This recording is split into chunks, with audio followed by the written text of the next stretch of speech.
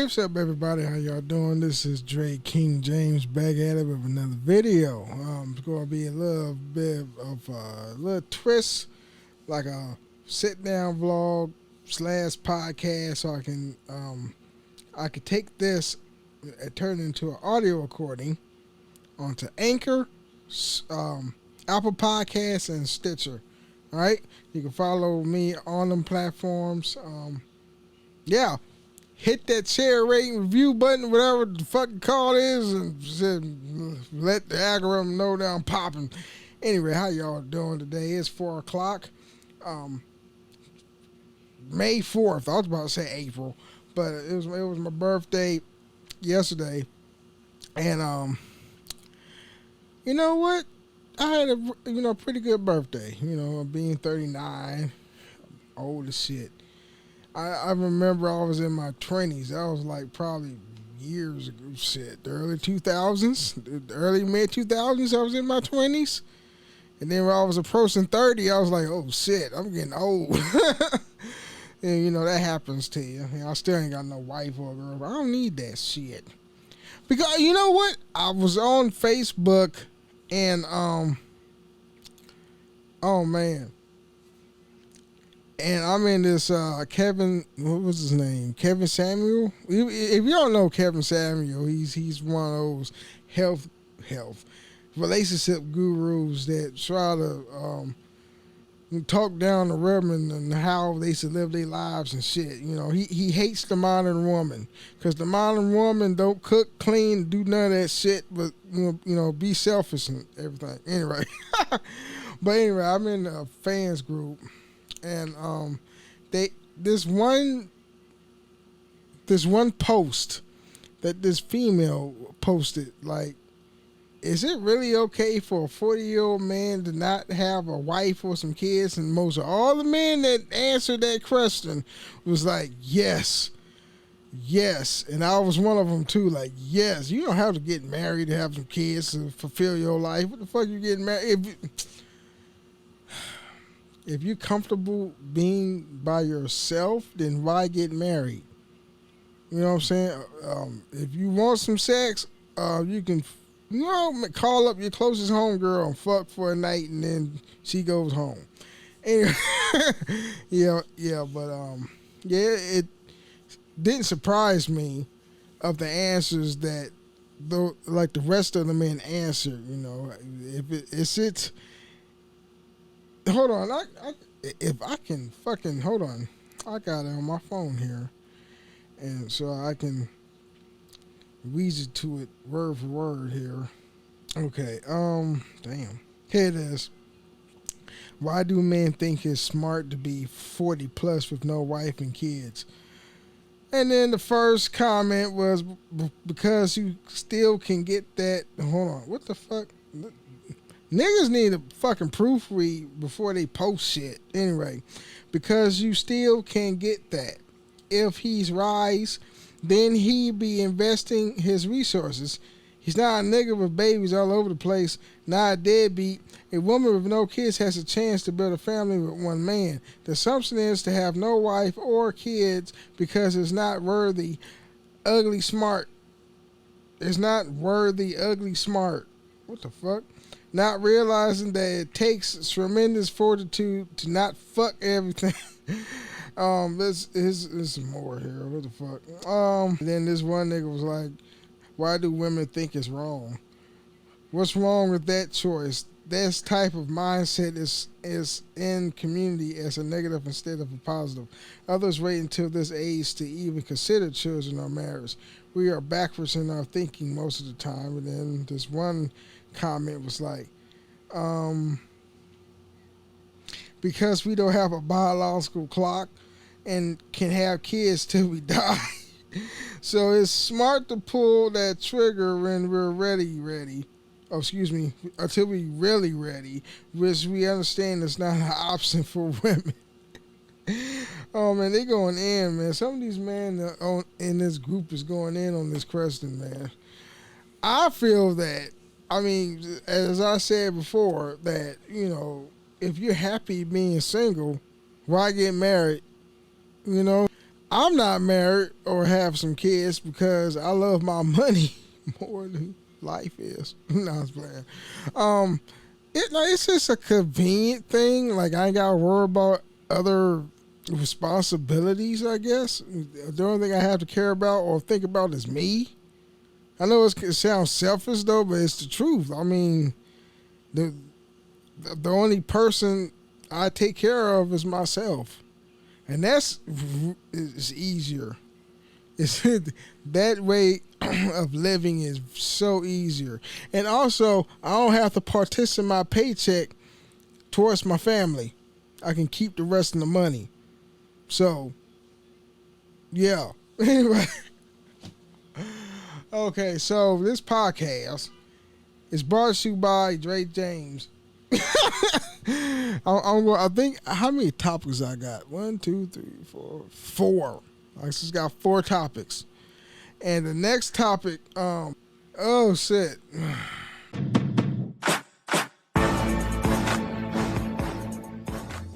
The fucking block. Neil Druckmann speaks on the developing The Last of Us Part 3. Now, if you played the first game and the second game, the first game was like, it was beloved by everybody, okay? It had good story, it had good character development, good visuals at the time. And then everybody loved the first one. And then the second one, the only thing people hated about the second one was like,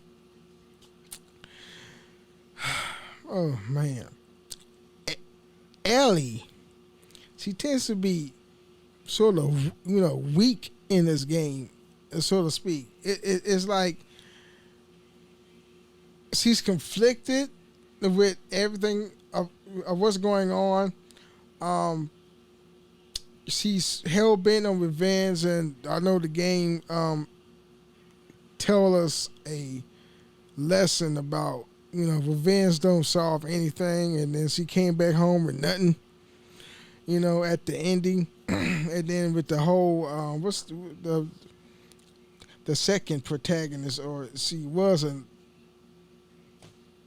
I almost said a narcissist, but she was a bad guy in the beginning of it, but we didn't know she was a bad guy because we didn't understand or know what her motives were until, she wanted to kill Joe because Joe killed her father at the end of the first game.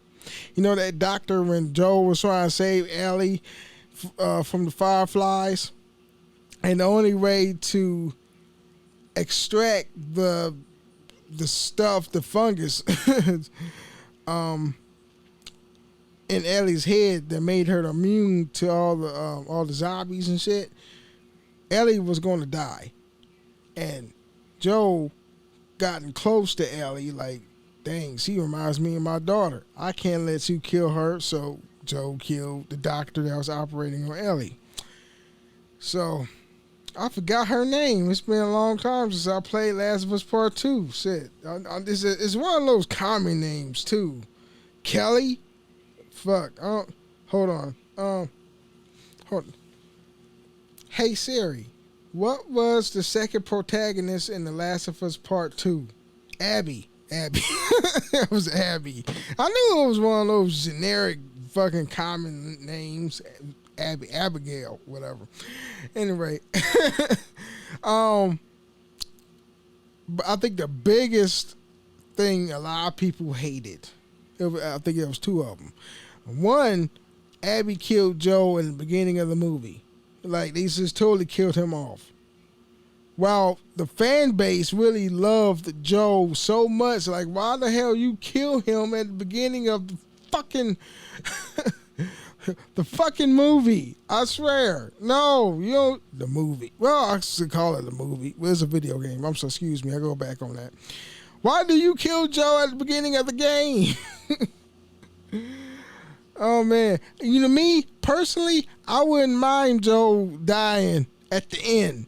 They should have killed off his character at the end. You know what I'm saying? Maybe Joe was in a situation where he had to save somebody, Ellie or whatever, and Joe had to make a choice, and he sacrificed himself That would have been good for Joe, like, the curtain call for Joe. You know what I'm saying? And then probably Tommy would take up the ranks, take Joe's, spot. That's his brother. But that would have been fine. And then I think a lot of people, most people, not a lot, most people had problems with the transgendered character, which I thought Abby was the transgender character, because why the fuck people would care about this character so much? The fucking character was a supporting role. It wasn't even that big of a character. I didn't really give a shit about the transgendered man that the person that sidekicked Abby at the middle of the game. Finn, whatever. I forgot his name. His name. I'm not dead naming the guy. I'm not dead naming him. But it is what it is. So let's scroll down and see this article. It's on Hypebeast. Naughty Dog co-president called general process of developing a huge commitment. That's a good ass picture of the second game, And I feel, before I read this shit, man, I swear, Abby had all the cool, powerful guns. But the thing is, I like playing with Ellie more because he's immune of the virus, so she can breathe in spores without being infected. Abby gotta use a mask. I like, shit, I forgot her name. What the fuck? Ellie got a switchblade, so there's no room for her to make any shelves. Abby gotta make shelves. So I like Ellie better, even though Abby got the awesome guns. But Ellie is the better character to move around, fight, whatever, because she's immune to the virus, and she got a fucking knife that don't break. Anyway, let's read this fucking article. Okay, Naughty Dog co-president Neil Druckmann has touched on possibly developing a third installment of the Last of Us franchise. In the episode of Script Apart, as reported by IGN, the game's co-director confirmed that a story outline was created, but they are not making it as a writing. I don't know, and I quote, "I don't know how much I want to reveal," co-writer Haley Grove said. And I did write an outline for the story, blah, blah, blah. Druckmann also shared that although it has been discussed internally, this takes a great amount of effort to make the game of this caliber possible, hinting that it will take a while for the part 3 to come in fruition. He added that Naughty Dog usually explores different ideas after finishing a big game, regardless of the franchise. And quote, "I like to fully explore all those." Okay, so they're in the development stages of which direction the go, because if you play the second Last of Us game, Ellie was left with nothing. Her girlfriend dipped out on her because like Ellie went back to search for Abby in like a final fight or whatever. I think that was I don't want to say that was the best part of the game, but this has made the game longer.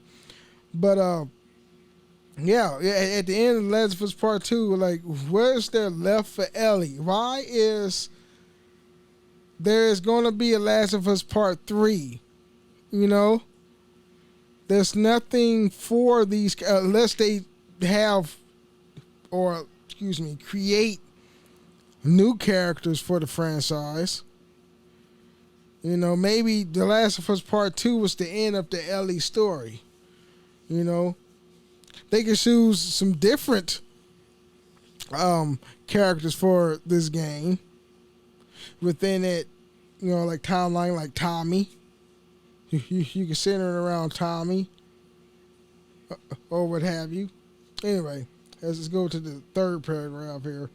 While fans of the game might have to wait for part 3, they can look forward to the HBO TV adaptation starring Pedro Pascal as Joe. Pedro Pascal. Who is this person? Is he? I heard that they was going to make, thank God, he's going to be Joe. Because I heard that they was going to make Joe a black guy. That wouldn't make sense. He kind of looked like Joe a little bit. Anyway, let's go back. And Bella Ramsey is Ellie. Joe Pascal, a hardened survivor, is hardened to smuggle Ellie. Oh shit, Belly Ramsey. That's the fucking little girl from Stark. The Stark family. Shit. The like the little one that looks like a boy. Anyway. 14-year-old girl out of oppressing quarantine zones, blah, blah, blah. You gotta look. I'm finna watch the adaptation, see if they don't fuck it up. So, as of right now, The Last of Us Part 3 is going to be way in the future, probably 2025 or 2030. Because right now, it's all to make room for the TV series. All right, they're going to make the TV series, and then they're going to make the game. So this is some bullshit. It was like reporting trying to amp up the Last of Us fan base, I'm thinking, from Hypebeast. So let's go to the next one. DMX goddaughter shares last picture they took together in an emotional tribute. So this is DMX godbrother. What's closed? I can't believe this was our goodbye. Paige Hurd wrote. All right, this is from Revolt. Yes, he's pretty. Kind of like Tisa Campbell a little bit when he was younger. Anyway, tributes keep rolling for DMX as the hip-hop community continues to mourn a tragic loss. On Sunday, May 2nd, X's goddaughter, actress Paige Hurd, shared an emotional tribute on Instagram where she posted the last photo she had at the late rapper took together.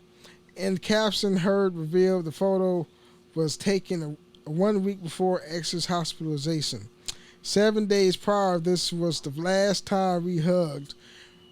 We danced, we held hands, she wrote. The last time we said I love you, the last time I will ever hear you scream pumpkin. When we are together, we was inseparable, and we do not pay. We do not play about each other. Oh. Okay, so she's reminiscing on DMX. That's her god. That's pretty sweet. You know what I'm saying? And it's pretty weird too because she made have like hung out with him like last week, and then the week after he dead. He died. I was like, damn, that's kind of sudden.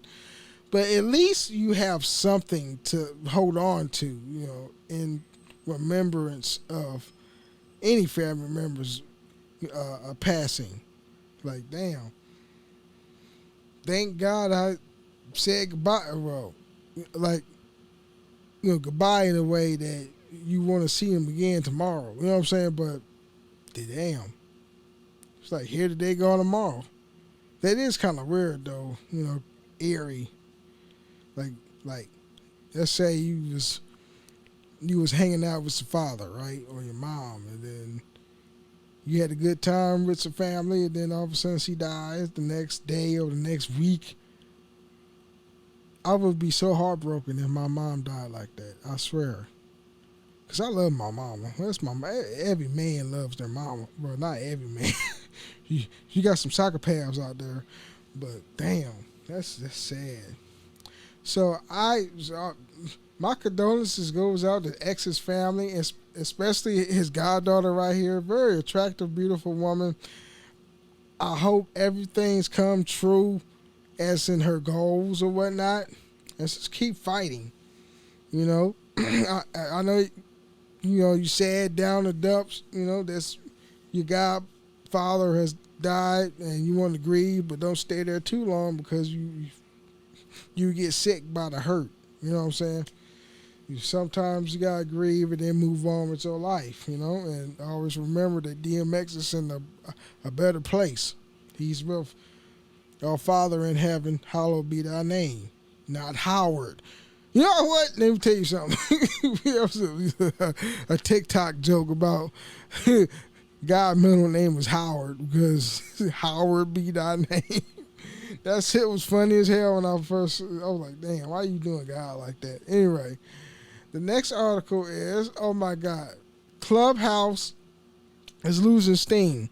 I never did like the Clubhouse thing. Like, what's so important about Clubhouse? You got all these other fucking podcast, audio, chat thingamajigs, like stream, like what's that thing called? A StreamYard. You got that, or what's the other app that people use for voice? Video conferencing.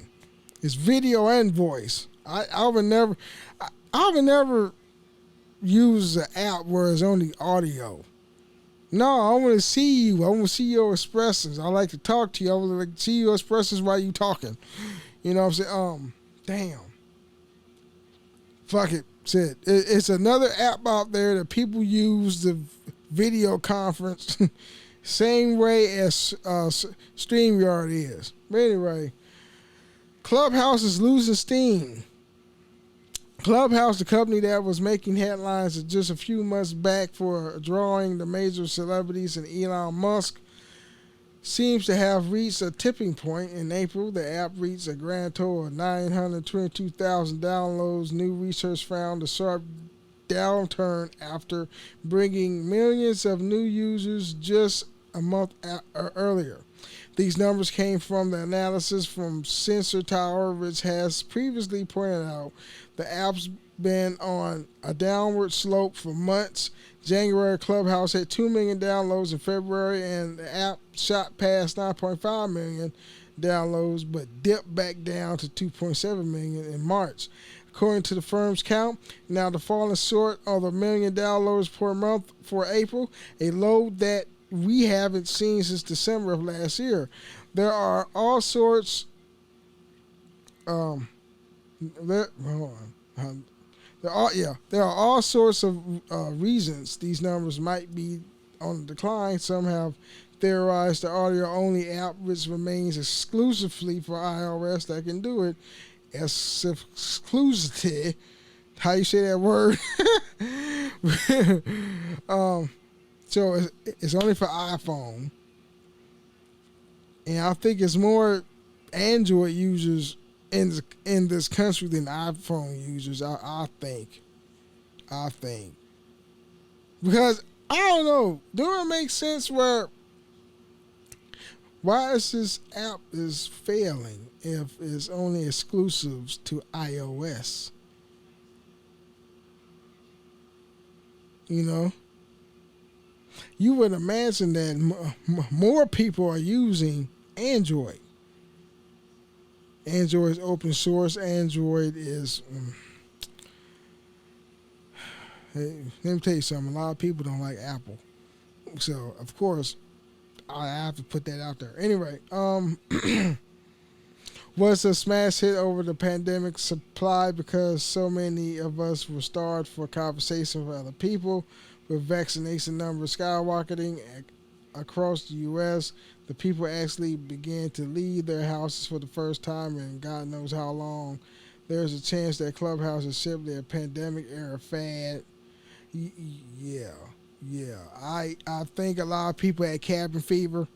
They were trying to do anything for future interaction, for human interaction, talk to people, whatever. Now everybody's getting vaccinated. They sticking their poison in people's bodies, and then people's actually leaving the house. You know what I'm saying? And I think it's like, I don't need this app no more, so why the fuck would I still use it? So it is what it is. So I don't know.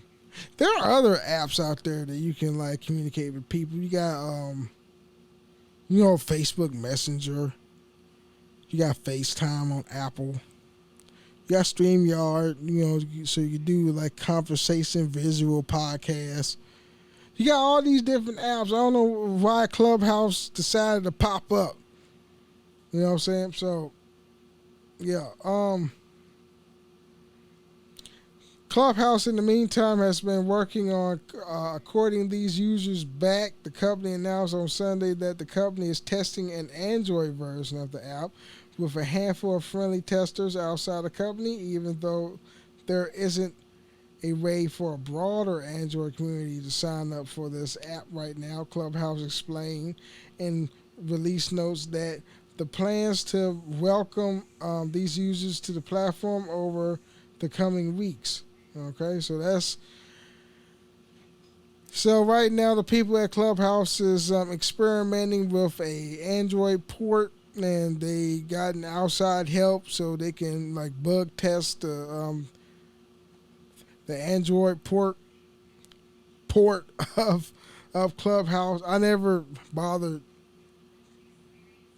to have Clubhouse. It just didn't interest me, you know. But it is what it is. I hope the best for their future. I hope it does works out. But if not, so we got other programs we can mess with to like talk to people. All right, the main event here from CBS News: Black man enslaved by white manager should receive more than $500,000 in restitution. That's the only black man to ever get restitution. What the fuck is this? Oh wow. So okay. I skimmed this article while I was at work on my last 15-minute break, and it's pretty fucked up. You know. Anyway, the black man who was enslaved, modern day enslaved, by a restaurant manager from 2009 to 2014 to have been paid more after his captor pleaded guilty, according to South Carolina, of course. Fucking southern redneck fuck. Anyway, in 2019, Jack Christopher Smith was awarded $272,952.96 in restitution, representing minimum wage and overtime he was not rightfully paid. So that's all the money in accumulation from like that from 2009 to, I gotta count my fingers, 2010, 11, 12, 13, 14, 5 years? From 5 years. Yeah, 2009, 10, 11, 12, 13, 14, yeah, it's 5 years. Representing minimum wage and overtime he was not rightfully paid while working at J&J Cafeteria in Conway, South Carolina. Smith, who was intellectual disability, Smith, who has intellectual disability, so he was kind of slow with IQ of 70, was forced to work more than 100 hours per week without pay by Bobby Edwards, who took over management of J&J Cafeteria in 2009. Smith, who had worked at a restaurant as a dishwasher since 1990, but even Edwards took over. He began taking advantage of Smith, forcing him to work. Edwards affected this forced labor by taking advantage of Jack's intellectual disability and keeping Jack isolated from his family, threatening to have him arrested and verbally abusing him. According to court documents, his control over Jack also involved physical abuse. In 2019, Edwards pleaded guilty, one count of forced labor. I think I'm getting tired of reading. Edwards pleading guilty, one count of forced labor, and the district court sentenced him to 120 months imprisonment. It should be more than that. Hold on, 120. Hold on. Hey Siri, how long is 120 months in years? I think it was 120 months is 10 years. Thank you. So you got 10 years in prison. at 120 because I know that's okay. 12 months is in a year, and I can do math, but I need to see it so I can. Because I can't do math in my head. I don't know what's wrong with me. I need to see the numbers. I just can't do it all willy-nilly in my head because I'm going to get... I can do it, but I get confused too fast. That's me. Man, my learning disability. Anyway. So, 120 months of... So, he's going to be in jail for 10 years. At this time, U.S. Attorney Sherry A. London said Edwards has earned every day of his sentence for stealing his victim's freedom and wages. The U.S. Attorney Office will not tolerate forced or exploitative labor in South Carolina. We are grateful to a watchful citizen and our partners in law enforcement who put a stop to this particularly cruel violence, London said.